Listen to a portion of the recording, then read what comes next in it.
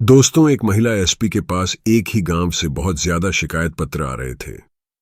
उन शिकायत पत्र में केवल एक ही बात लिखी थी कि हमारे गांव में जो भी लड़की जवान होती है वह गर्भवती हो जाती है। न जाने क्यों हो जाती है।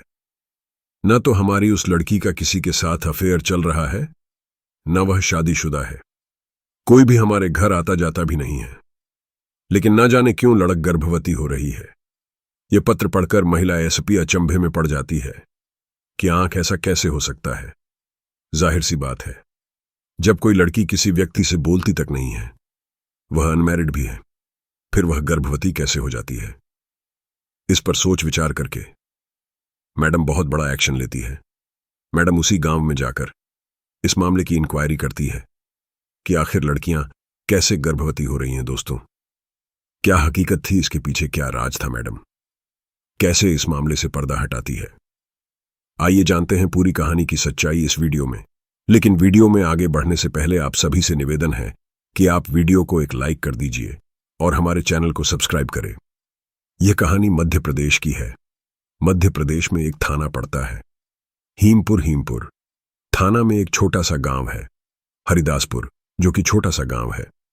गांव में जो भी लड़की जवान होती थी वह गर्भवती हो जाती थी। इस मामले को देखकर सभी लोग परेशान रहने लगे। गांव में बहुत ज्यादा निगरानी रहने लगी। सभी लोग अपनी अपनी लड़कियों पर इतनी कड़ी नजर रखने लगे कि रात दिन वह अपनी लड़कियों के विषय में सोचते रहते। लड़कियों को घर से अकेला नहीं जाने देते, ना ही किसी व्यक्ति को अपने घर के अंदर आने देते, क्योंकि उन्हें बस इसी बात का डर रहता था कि कहीं ऐसा ना हो जाए कि हमारी बेटी भी गर्भवती हो जाए। लेकिन कोई भी व्यक्ति घर नहीं आता था, न लड़की कभी घर से अकेली जाती थी। लेकिन फिर भी एक दिन एक लड़की के पेट में दर्द उठता है। फिर उसे शहर हॉस्पिटल लेकर जाया जाता है तो डॉक्टर उन्हें बताते हैं कि आपकी बेटी गर्भवती है। यह बात सुनकर वह व्यक्ति बहुत ज्यादा परेशान हो जाता है, रोने लगता है। लड़की के पिता का नाम श्याम सिंह था। वह इस बात में खो जाता है कि आखिर अब मैं समाज को क्या मुंह दिखाऊंगा, लोगों से क्या कहूंगा, जबकि मेरी लड़की गलत भी नहीं है, मेरे घर कोई आता जाता भी नहीं है। मैं हर समय अपनी लड़की के साथ रहता हूं, फिर ऐसा कैसे हो गया। लड़की की मां अपनी बेटी से पूछती है कि बेटी, क्या तुम किसी व्यक्ति से बात करती हो या तुम्हारा कोई प्रेमी है। वह लड़की रोने लगती है, कहती है कि मां, मेरे साथ ऐसा कुछ भी नहीं है। तुम्हें तो पता है ना कि गांव में बहुत सारी लड़कियां जो जवान हो रही हैं वह गर्भवती हो जाती हैं। तो फिर वह सभी यही कहती है कि उनका किसी के साथ कोई रिश्ता नहीं है। मां, ऐसा कुछ नहीं है ना, मेरा किसी से अफेयर चल रहा है। लेकिन मेरी समझ में भी नहीं आ रहा है कि आखिर मैं गर्भवती हुई तो हुई कैसे। इस मामले को देखकर गांव में बहुत ज्यादा सन्नाटा छा जाता है। सभी लोगों के दिमाग में बस एक ही सवाल था कि आखिर इस समस्या का समाधान कैसे ढूंढा जाए। सभी लोग हैरान हैं, परेशान हैं।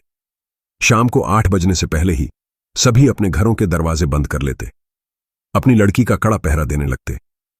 लेकिन इसके बावजूद भी जिस बात का उन्हें डर होता था वही बात उनकी लड़कियों के साथ में हो जाती है। तब श्याम सिंह अपने हाथ में शिकायत पत्र लेकर रोता हुआ अपनी बेटी को साथ लेकर, जो शहर की महिला एसपी थी जिनका नाम रेणुका चौधरी था, उनके पास पहुंचता है। वहां रोता हुआ हाथ जोड़कर कहता है कि मैडम जी, हम बहुत ज्यादा परेशान हैं। सिर्फ हम ही नहीं, हमारा पूरा गांव परेशान है, क्योंकि हमारे गांव में जो भी लड़की जवान होती है वह गर्भवती हो जाती है। सभी लोग इस मामले को लेकर बहुत ज्यादा परेशान हैं।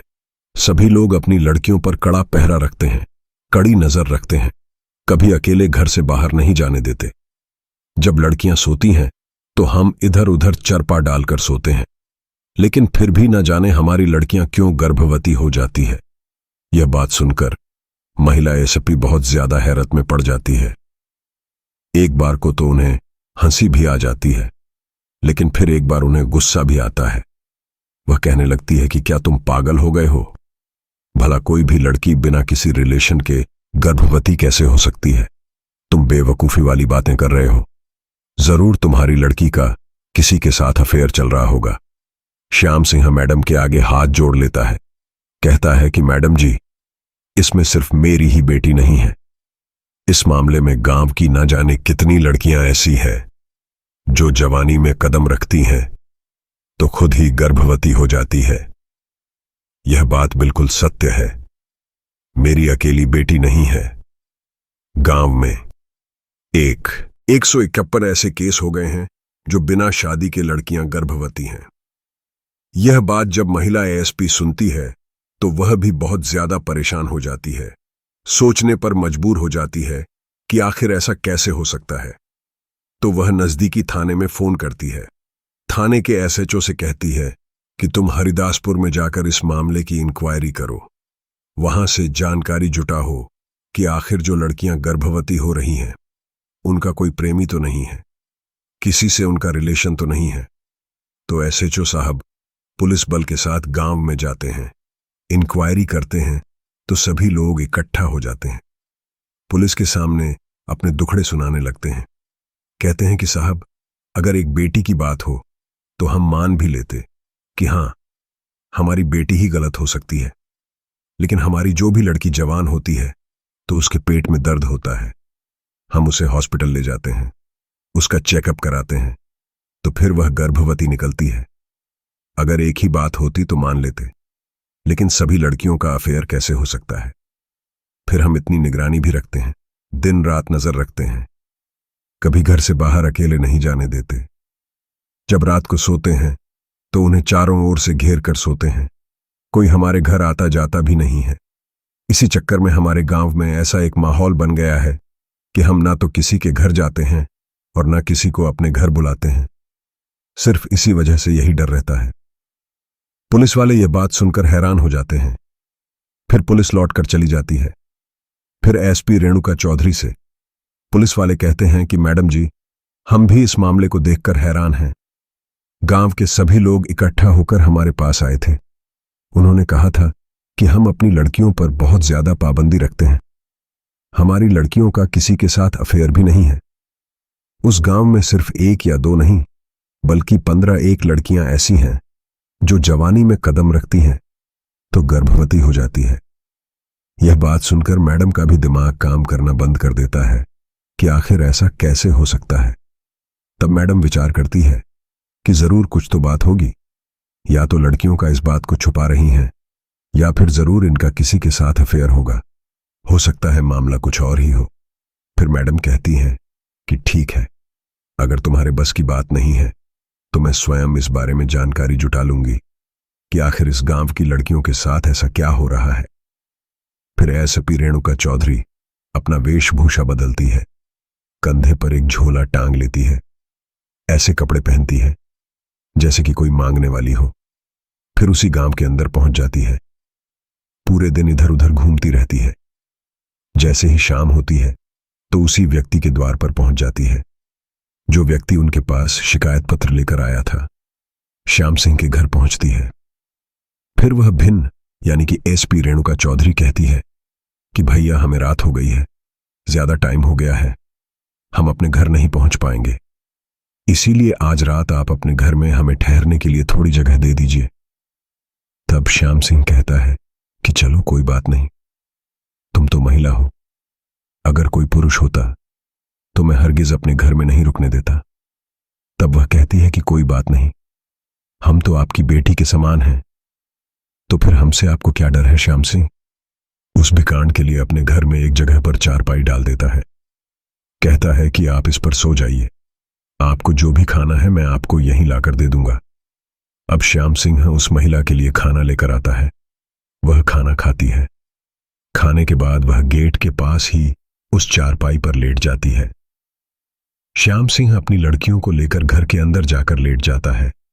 सभी लोग जब सो जाते हैं, रात के 12 बज जाते हैं, तो मैडम चुपचाप उस घर से निकलकर गली में घूमने लगती है। यह देखने लगती है कि रात में तो कोई व्यक्ति इन लोगों के घर में नहीं घुसता है। वह गलियों में घूम रही थी। तभी गांव से थोड़ी दूरी पर एक बहुत बड़ा घर था जो खंडरई आता जाता नहीं था। तभी वह देखती है कि उसी खंडरई निकल कर आ रहे थे। उनके हाथ पैर सीधे नहीं गिर रहे थे। वह झूमते हुए उन गलियों में आने लगे। तभी मैडम उनको देखकर एक साइड में हो जाती है, एक दीवार की आड़ ले लेती है। तो वह क्या देखती है कि कुछ देर के बाद एक व्यक्ति दीवार बांधकर घर के अंदर चला जाता है। फिर वह मेन गेट खोल देता है तो वह दूसरा व्यक्ति भी घर के अंदर प्रवेश कर लेता है। फिर वहां से लगभग आधे घंटे के बाद वह घर से जैसे ही निकल कर आते हैं तो मैडम अपनी रिवॉल्वर उन व्यक्ति के ऊपर तान देती है। कहती है कि अगर तुमने एक कदम बढ़ाया तो मैं तुम्हें यहीं गोली मार दूंगी, इसलिए चुपचाप यहीं खड़े रहो। ये बताओ कि तुम लोग इस घर में किस लिए गए थे। ये बात सुनकर वह व्यक्ति डर जाते हैं, लेकिन जब उसकी हालत को देखते हैं कि यह तो कोई भिखाण है, तब वह सोचते हैं कि इस भिखाण के पास रिवॉल्वर कहां से आई। तब वह उससे कहते हैं कि तुम हट जाओ, नहीं तो हम भी तुम्हें गोली मार देंगे। उसके पास कोई औजार नहीं थे, लेकिन फिर भी वह मैडम को धमका रहे थे। लेकिन मैडम उन्हें डराने के लिए एक फायर हवा में करती है। तभी वह दोनों उस फायर की आवाज सुनकर डर जाते हैं, फिर वहीं रुक जाते हैं। जब गोली की आवाज गांव के लोग सुनते हैं तो सभी उठ जाते हैं। सभी लोग वहां पर एकत्रित हो जाते हैं, जिस जगह पर मैडम उन शराबियों के ऊपर रिवॉल्वर ताने खड़ी थी। जब उधर से श्याम सिंह निकल कर आता है और देखता है कि यह भिखाण तो मेरे घर में रुकी हुई थी, इसे मैंने खाना खिलाया, लेटने के लिए चारपाई दी थी, लेकिन इसके हाथ में रिवॉल्वर कहां से आई, तो वह गांव वालों से कहती है कि इन लोगों को पकड़ो। गांव वाले सभी एकजुट होकर दोनों लोगों को पकड़ लेते हैं। फिर मैडम थाने के लिए फोन करती है। वहां कई थानों की पुलिस आ जाती है। उन शराबियों को गिरफ्तार कर लिया जाता है। फिर मैडम कहती हैं कि मैं कोई भिखारी नहीं हूं, ना ही कोई भीख मांगने वाली थी। यह श्याम सिंह मेरे पास शिकायत लेकर आए थे। सभी गांव वालों की शिकायतें मेरे पास जाती रहती थीं, तो इसीलिए मैं भेज बदल कर आई थी तुम्हारे गांव में, यह देखने के लिए कि आखिर तुम लोगों को पता नहीं चलता कि तुम्हारी लड़की के साथ में गलत काम कौन करता है। बस इसी इंक्वायरी के लिए मैं भिनबा बनकर आई थी। सभी गांव वाले कहते हैं कि मैडम ने बहुत अच्छा काम किया जो हमारे गांव में इन शराबियों को पकड़ा, लेकिन इस बात का खुलासा नहीं हो पाया कि वह लड़कियां कैसे गर्भवती हो रही थीं। पुलिस वाले उन्हें थाने लेकर जाते हैं, फिर उनसे पूछताछ की जाती है। पहले तो वह कुछ बताते नहीं हैं। जब पुलिस अपने तरीके से पूछती है कि यह बताओ तुम रात के 12 बजे उस घर में क्यों घुसे थे, वो पुलिस की मार की वजह से टूट चुके थे।